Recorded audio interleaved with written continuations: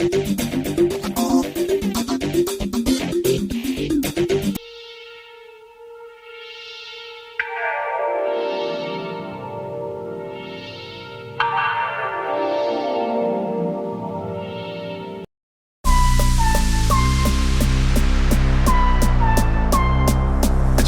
के पास Gayri sector. Pakistan army के base camp पर एक ऐसा रहस्यमय कहर टूटा कि पूरे कैंप का नामो निशान मिट गया। अचानक एक विशाल हिमस्खलन उस पहाड़ी छोटी से टूटता है और देखते ही देखते पूरा बेस बर्फ में दब जाता है। भारत पर हमला का सपना बुन रहे 130 पाकिस्तानी सैनिक हमेशा के लिए 80 से 100 फुट बर्फ के नीचे दफन हो जाते हैं। यह सियाचिन क्षेत्र में हुआ अब तक का सबसे भयानक हादसा था। पाकिस्तानी सेना के लिए यह किसी दुश्मन के हमले से कम नहीं था। पूरी चौकी तबाह हो गई और सैकड़ों जवान पल भर में खो गए। लेकिन तभी सवाल उठता है कि क्या यह वाकई एक प्राकृतिक हादसा था?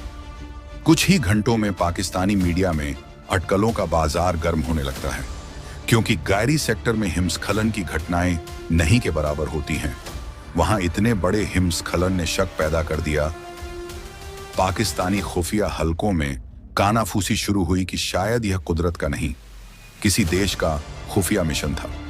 पाकिस्तान आरोप लगाता है कि यह भारतीय खुफिया एजेंसी का secret mission operation white wash था और इस मिशन में एक टॉप सीक्रेट वेपन काली का इस्तेमाल हुआ था। इस बात से दुनिया में हड़कंप मच जाता है। अमेरिका और चीन छोड़ो, रूस और इजराइल भी सन्न थे, क्योंकि ऐसा मिशन अब तक किसी ने अंजाम नहीं दिया था। तो आखिर सच क्या था? क्या वाकई हिंदुस्तान ने बर्फ को हथियार बनाकर पाकिस्तानी सेना के नापाक सपनों को तबाह कर दिया? एक ऐसा हथियार जो बिना धमाका किए, बिना गोली चलाए दुश्मन के ऊपर कहर बनकर टूट पड़े। दोस्तों, तो आखिर भारत की खुफिया एजेंसी ने कैसे इस असंभव मिशन को अंजाम दिया? इसकी इनसाइड स्टोरी से पहले आपको भारत के इसी रहस्यमयी हथियार काली की दास्तान सुनाता हूं। दोस्तों, काली नाम सुनते ही दिमाग में काले रंग की या देवी काली की छवि आती है, लेकिन यहां बात एक घातक हथियार की हो रही है।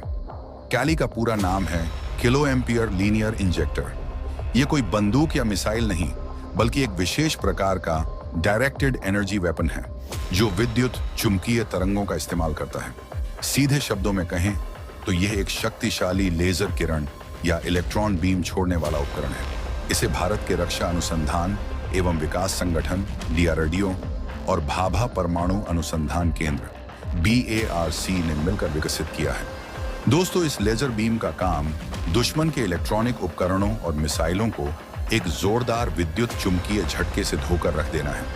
जब काली चालू होती है तो यह बिजली जैसी तेज इलेक्ट्रॉन किरणों के बर्स्ट छोड़ती है, जो अपने रास्ते में आने वाली इलेक्ट्रॉनिक सर्किट्स को जलाकर खत्म कर डालती है।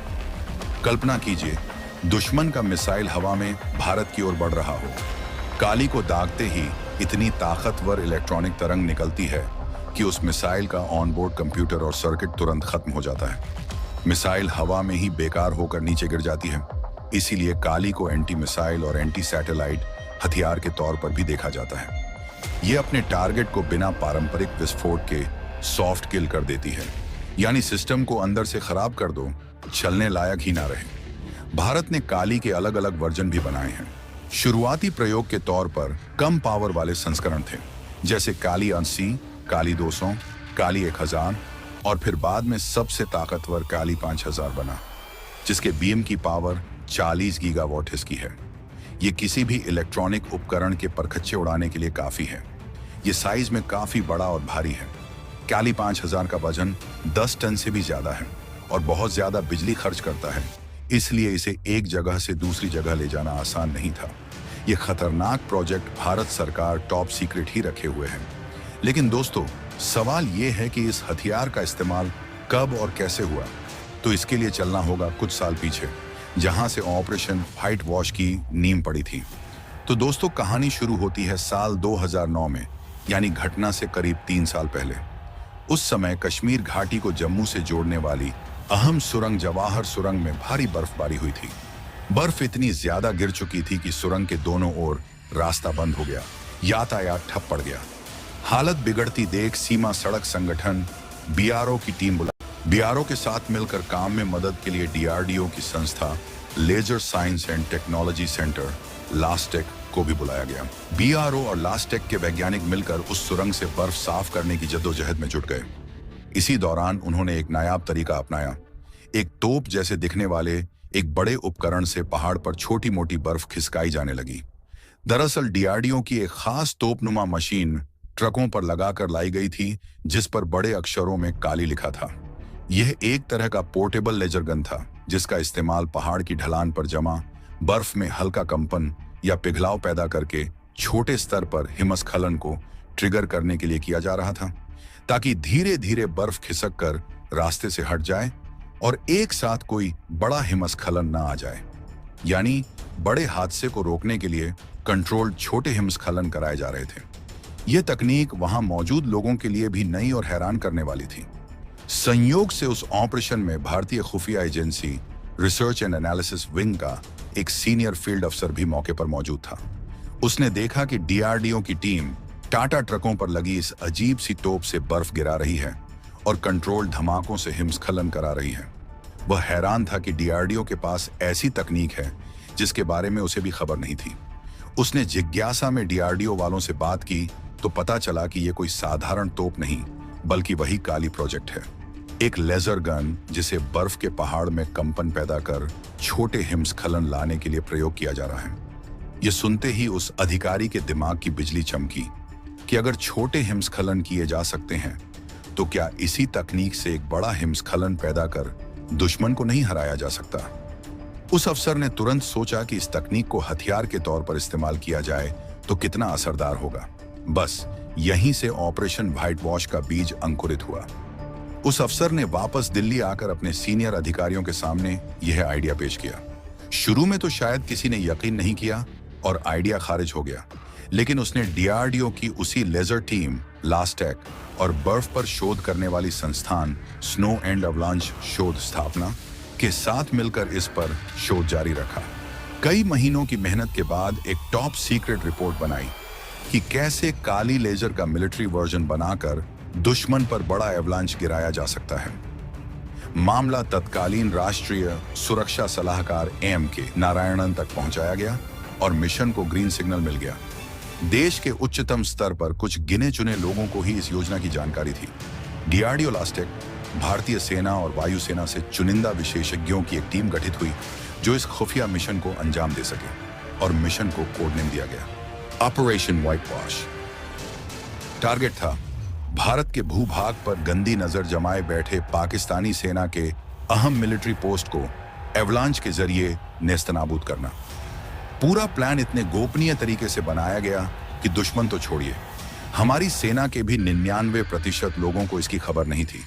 केवल डीआरडीओ, बीआरसी के चुनिंदा वैज्ञानिक, कुछ सैन्य अधिकारी और टॉप लीडरशिप, बस यही लोग मिशन की प्लानिंग में शामिल थे। डीआरडीओ को जिम्मा मिला मिशन के लिए आवश्यक काली हथियार को अपग्रेड करने का।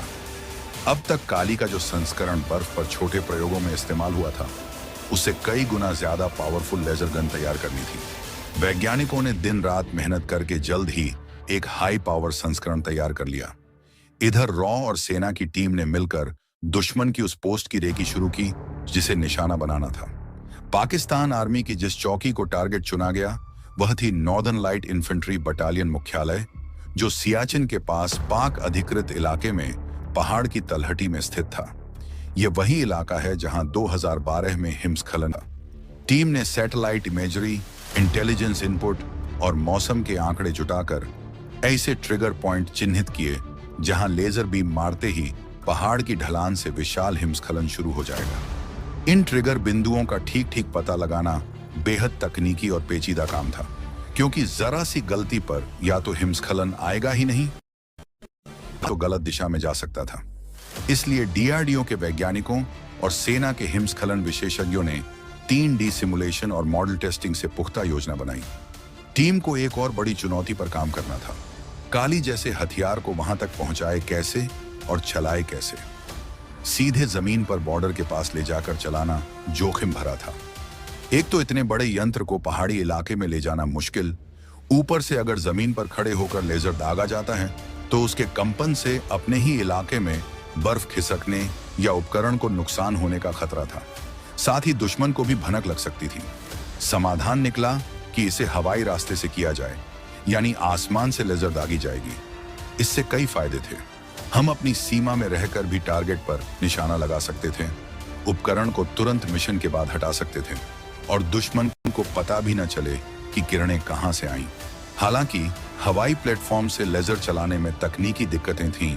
उच्च ऊंचाई पर बीम की फोकस, एटमॉस्फेयर का असर, पोलराइजेशन आदि को दुरुस्त करना था। इन समस्याओं पर काबू पाने के लिए BARC भाभा परमाणु अनुसंधान केंद्र के शीर्ष वैज्ञानिकों को भी शामिल किया गया। कई टेस्ट रन और उपकरण कैलिब्रेशन के बाद मिशन की तैयारी पूरी हुई। मिशन को अंजाम देने के लिए एक संयुक्त बल तैयार था। सबसे पहले DRDO ने अपनी लेजर गन को एक बड़े परिवहन विमान में इंस्टॉल करने का काम किया। इसके लिए वायुसेना के 2 विशाल IL-76 मालवाहक विमान चुने गए। इन्हें उड़ीसा के चांदीपुर स्थित चारबतिया एयरबेस पर लाया गया और अंदर विशेष प्लेटफॉर्म बनाकर काली 5000 लेजर गन को माउंट कर दिया गया। 2 IL-76 इसलिए ताकि एक का उपकरण बैकअप में रहे या जरूरत पड़ने पर दूसरी बीम चलाई जा सके। इस तरह हवाई जहाज अब उड़ता हुआ लेजर कैनन बन गया। परीक्षण के तौर पर मैदान में इन विमानों से लेजर चलाकर देखी गई और सब ठीक रहा तो इन्हें आगे मूव किया गया। टारगेट क्षेत्र के नजदीक ऑपरेट करने के लिए इन्हें उत्तर भारत के सरसावा एयरबेस सहारनपुर यूपी के पास शिफ्ट किया गया, क्योंकि वहां से उड़कर सियाचिन क्षेत्र तक जल्दी पहुंचा जा सकता था। मिशन की सुरक्षा बेहद अहम थी, इसलिए ग्राउंड पर तो चारबतिया और सरसावा दोनों जगह कमांडो तैनात थे। खासकर वायुसेना के गरुड़ कमांडो यूनिट को इस ऑपरेशन की सुरक्षा में लगाया गया। आसमान में भी चाक चौबंद पहरा रखने की योजना बनी। एक भारतीय AWACS airborne warning and control system विमान को मिशन के दौरान एयर स्पेस की निगरानी पर लगाया गया। AWACS आसमान में उड़ता हुआ एक बड़ा रडार प्लेटफॉर्म होता है, जो सैकड़ों किलोमीटर तक दुश्मन के विमानों या मिसाइल गतिविधियों पर नजर रख सकता है। इसके अलावा वायुसेना के IL साथी 8 टैंकर विमान को हवा में ईंधन भरने के लिए स्टैंड बाय रखा गया, ताकि यदि ऑपरेशन लंबा खींचे या फाइटर जेट्स को अधिक देर गश्त करनी पड़े तो ईंधन की कमी आड़े न आए। सबसे महत्वपूर्ण था मिशन के दौरान भारत के लड़ाकू विमानों की मौजूदगी। अगर पाकिस्तान को जरा भी भनक लगती और वे अपने फाइटर जेट्स भेजते तो मिशन खतरे में पड़ सकता था। इसलिए भारतीय वायुसेना ने ऑपरेशन के वक्त सीमा के अपनी ओर आसमान में फाइटर पेट्रोल भेजने का प्लान बनाया। मिशन वाले दिन करीब 6 मिराज 2000 लड़ाकू विमान और 2 सुखोई 30 MKI फाइटर जेट हवा में गश्त करेंगे, बिल्कुल युद्ध जैसी तैयारी के साथ। ये जेट्स इसलिए थे कि अगर पाकिस्तानी वायुसेना कोई हरकत करती है या ऑपरेशन में हस्तक्षेप करने की कोशिश करे तो हमारे फाइटर्स उसे मुंह तोड़ जवाब देकर रोक लें। कुल मिलाकर जमीन से आसमान तक भारत ने हर मोर्चे पर सुरक्षा घेरा तैयार कर लिया था। अब बारी थी सही वक्त चुनने की।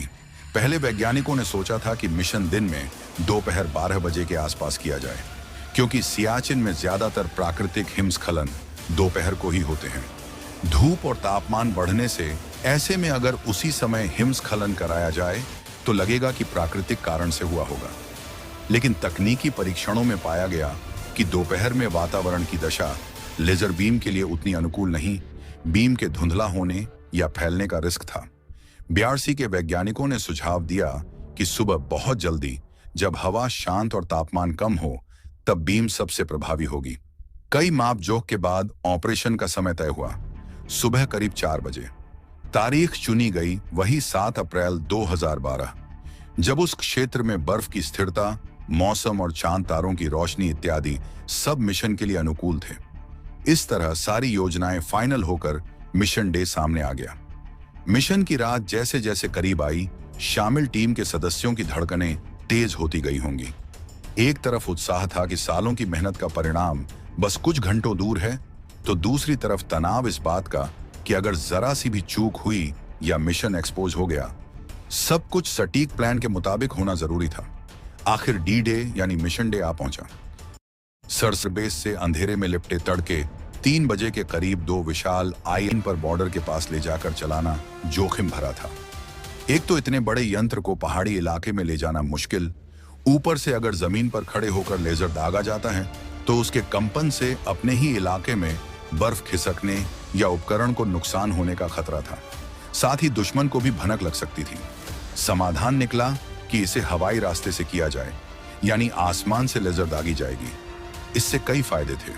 हम अपनी सीमा में रहकर भी टारगेट पर निशाना लगा सकते थे, उपकरण को तुरंत मिशन के बाद हटा सकते थे और दुश्मन को पता भी न चले कि किरणें कहां से आईं। हालांकि हवाई प्लेटफॉर्म से लेजर चलाने में तकनीकी दिक्कतें थीं। उच्च ऊंचाई पर बीम की फोकस, एटमॉस्फेयर का असर, पोलराइजेशन आदि को दुरुस्त करना था। इन समस्याओं पर काबू पाने के लिए BARC भाभा परमाणु अनुसंधान केंद्र के शीर्ष वैज्ञानिकों को भी शामिल किया गया। कई टेस्ट रन और उपकरण कैलिब्रेशन के बाद मिशन की तैयारी पूरी हुई। मिशन को अंजाम देने के लिए एक संयुक्त बल तैयार था। सबसे पहले DRDO ने अपनी लेजर गन को एक बड़े परिवहन विमान में इंस्टॉल करने का काम किया। इसके लिए वायुसेना के 2 विशाल IL-76 मालवाहक विमान चुने गए। इन्हें उड़ीसा के चांदीपुर स्थित चारबतिया एयरबेस पर लाया गया और अंदर विशेष प्लेटफॉर्म बनाकर काली 5000 लेजर गन को माउंट कर दिया गया। 2 IL-76 इसलिए ताकि एक का उपकरण बैकअप में रहे या जरूरत पड़ने पर दूसरी बीम चलाई जा सके। इस तरह हवाई जहाज अब उड़ता हुआ लेजर कैनन बन गया। परीक्षण के तौर पर मैदान में इन विमानों से लेजर चलाकर देखी गई और सब ठीक रहा तो इन्हें आगे मूव किया गया।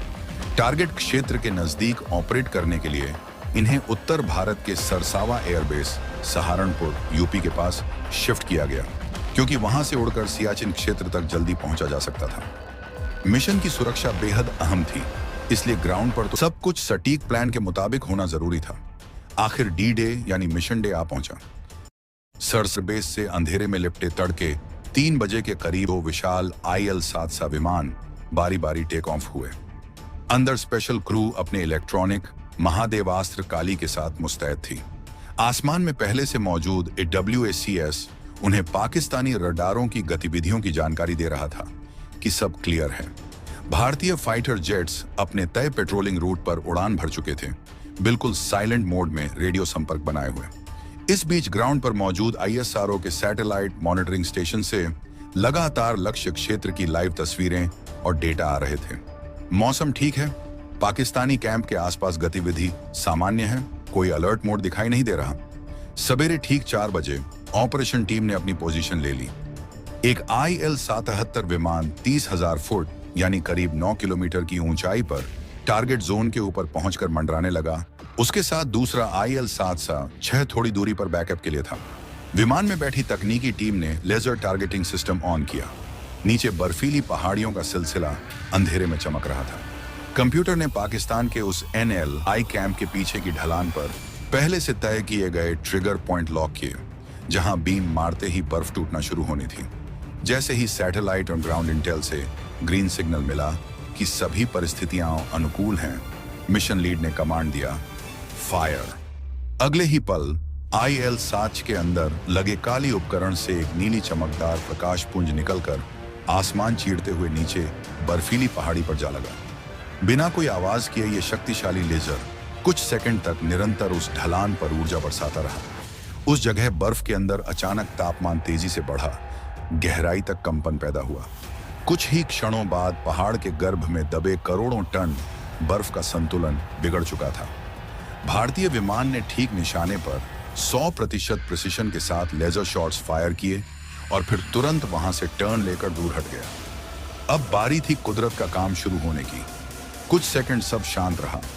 भारतीय टीम के लोगों ने कान और आंखें मशीनों पर लगा रखी थी। ठीक 4:40 पर सुबह पर अचानक मॉनिटर पर तेज हलचल दर्ज हुई। पहाड़ी ढलान पर बर्फ की परत दरक चुकी थी। कुछ दूर स्थित भारतीय ऑब्जर्वर पोस्ट पर तैनात जवानों ने अंधेरे में एक गहरी गर्जना सुनी और बर्फ की एक विशाल दीवार को पहाड़ से नीचे टूटकर गिरते देखा। कुछ पलों की खामोशी के बाद वहां से बर्फ और चट्टानों का विशाल सैलाब नीचे कैंप की ओर बढ़ चला। ऑपरेशन व्हाइट वॉश सफलतापूर्वक ट्रिगर हो चुका था। देखते ही देखते वो हिमस्खलन रौद्र रूप लेता गया। बर्फ की इस सुनामी ने करीब 300 किलोमीटर प्रति घंटे की रफ्तार पकड़ ली। पाकिस्तान के उत्तरी लाइट इन्फेंट्री हेडक्वार्टर्स के ऊपर लाखों टन बर्फ और पत्थर कहर बनकर टूट पड़े। कैंप में भारत को बर्बाद करने का सपना देखने वाले ज्यादातर सैनिक उस वक्त सो रहे थे या सुबह की तैयारियों में थे। अचानक धरती हिलने लगी तो कुछ को एहसास हुआ कि ऊपर पहाड़ से आफत आ रही है। पाकिस्तानी गार्ड पोस्ट पर तैनात सैनिकों ने चीख पुकार कर अलार्म देने की कोशिश की, फोन या वायरलेस पर संदेश भेजना चाहा, लेकिन इस कहर ने उन्हें मौका ही नहीं दिया। चंद सेकंड में बिजली और कम्युनिकेशन लाइनें कट चुकी थीं। चारों तरफ अफरा तफरी मच गई। जहां कल तक पाकिस्तानी सेना का बेस हुआ करता था, वहां अब बस बर्फ ही बर्फ थी, वो भी 80 से 100 फुट मोटी परत में। कैंप की इमारतें, बंकर, वाहन, मशीनरी, सब कुछ उस बर्फीले कब्रिस्तान के नीचे दफन हो चुके थे। कुछ ऊंचे पोस्ट और चौकियां थीं, वो भी इस भीषण हिमस्खलन की चपेट में आकर तहस नहस हो चुकी थी। सचमुच ये व्हाइट वॉश था। सफेद बर्फ ने सब कुछ धोकर सफाचट कर दिया। भारतीय टीम ने अपनी दूरबीनों और सैटेलाइट फीड में यह नजारा देखा तो उनकी आंखों में चमक आ गई। जो सोचा था वो प्लान 100% कामयाब रहा था। बिना एक भी गोली चलाए दुश्मन को ऐसा पटखनी दी गई कि वो संभल न सके। IL-7 विमान सुरक्षित भारतीय क्षेत्र में लौट चुके थे। हमारे लड़ाकू विमान और एवैक्स ने देखा कि पाकिस्तान की तरफ से कोई एयरक्राफ्ट प्रतिक्रिया में नहीं आया। शायद तब तक उन्हें खबर भी नहीं थी कि क्या हुआ है। मिशन टीम ने राहत की सांस ली। धीरे धीरे सारे विमान अपने बेस पर लौट आए। सूर्योदय होते होते भारत के इन गुप्त योद्धाओं ने अपना काम खत्म कर लिया था। तो उधर भारत पर हमले का सपना बुन रहे पाकिस्तान में तो तबाही का नया ही आलम शुरू हो चुका था। पाकि वो इसे एक अप्रत्याशित एवलांच बताकर पल्ला झाड़ने में लगी थी, लेकिन पाकिस्तान का एक धड़ा मानने को तैयार नहीं था। ऑफ द रिकॉर्ड कुछ पाकिस्तानी सैन्य सूत्रों ने भी हैरानी जताई कि गायरी जैसे इलाके में इतना बड़ा हिमस्खलन अपने आप कैसे आया, जहां पहले कभी ऐसा नहीं सुना गया। धीरे धीरे वहां ये बात चलने लगी कि भारत ने कोई सीक्रेट लेजर वेपन टेस्ट किया है, जिसके कारण यह हिमस्खलन कृत्रिम रूप से पैदा हुआ है। हालांकि अंतर्राष्ट्रीय मंच पर पाकिस्तान ने इस बात को जाहिर तौर पर नहीं उठाया। उनकी सरकार और आर्मी के लिए भी ये मानना मुश्किल था कि भारत ने इतना एडवांस हथियार इस्तेमाल कर लिया, क्योंकि अगर मान लेते तो उनकी किरकिरी होती कि वो बिल्कुल बेखबर रह गए। ऊपर से सबूत के नाम पर भी कुछ हाथ नहीं था। बर्फ के नीचे से तोप या मिसाइल के टुकड़े तो मिलने से रहे।